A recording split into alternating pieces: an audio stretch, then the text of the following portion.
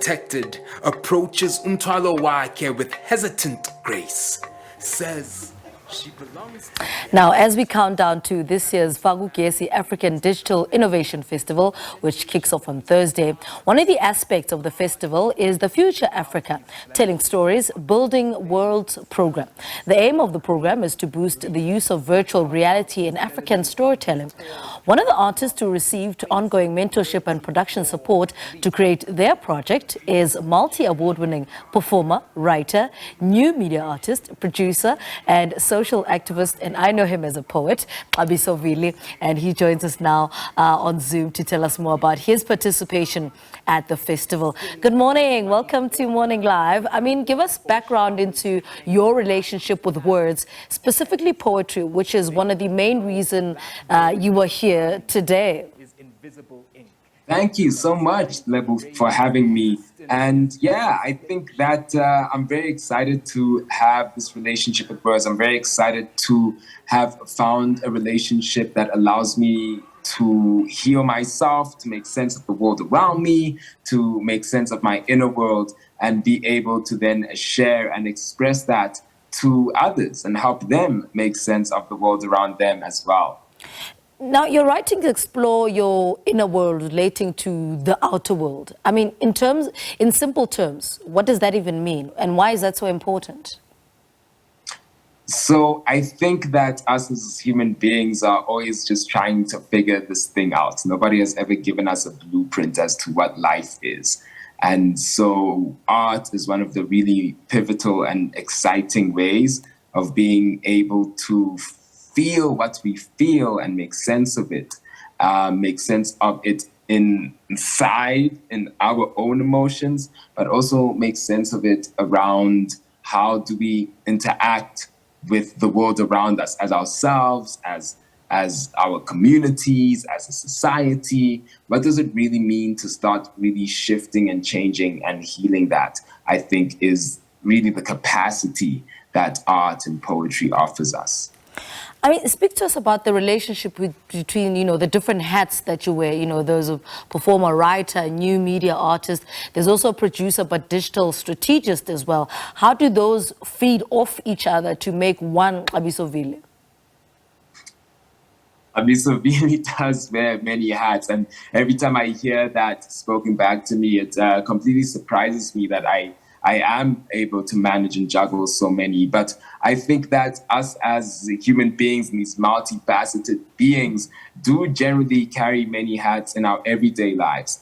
Writing, performance, new media artists has, for me, been a way to express the truth of myself, which really exists in the intersection of storytelling, which exists in the intersection of healing, which exists in the intersection of innovative media and mediums. And so I'm very interested in around how we can use art for social activism, for healing, and for really exploring, discovering ourselves without really being contained within a border.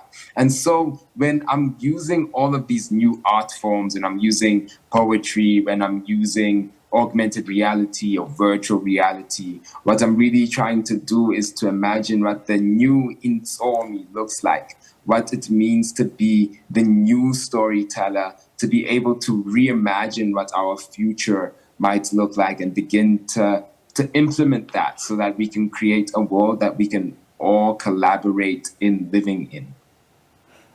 Now, your work, remember your Descendants, made its debut at last year's, Fakugesi. Speak to us about your relationship with the festival. Definitely. So Fakugesi is coming up, like you said, next week.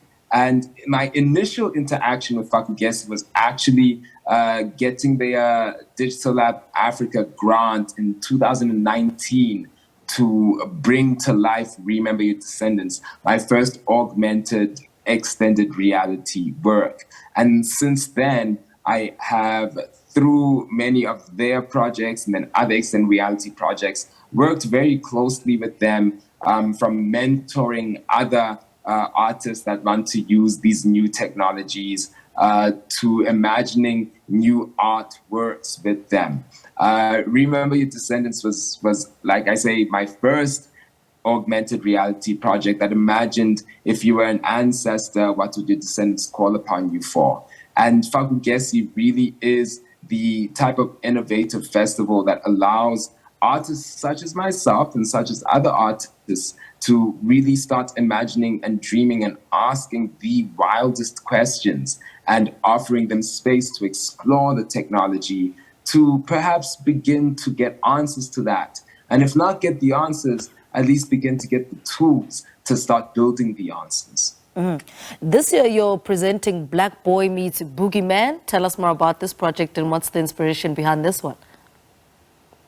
Yeah, so Black Boy Meets Boogeyman is a project that is part of Future Africa, that has been supported and funded by Meta, by Electric South, by Africa No Filter, by Nisi 3D, and is also a work that I created in collaboration with The Brother Moves On, a really amazing band here in South Africa.